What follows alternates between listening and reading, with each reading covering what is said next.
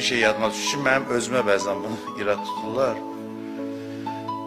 Ki, bu nə bilim, mən filan yeri bitirib, niyə ruhaniliklə məşğuldur filan. Mən 2 ixtisas üzrə ali təhsil almışam. Bir texniki sahədə Texnik Universiteti bitirmişəm. Bir də Bakı Dövlət Universitetinin Tarix Fakültəsində, bir də humanitar sahə üzrə təhsil almışam. Və mən bununla təsəlli tapıram ki, Allah şahiddir, Allah özü bilir ki, əvvəldən mənim heç bir məqsədim yox idi ki, gedəm ruhani fəaliyyətlə məşğul olum. Ümumiyyətlə, mən belə bir planım yox idi. Elə həyat elə tənzimləndi ki, mən bu sahəyə gəldim və bu 2 ixtisas sonradan dini elmlərə yiyələnməkdə mənə əslində kömək oldu, yardımcı oldu.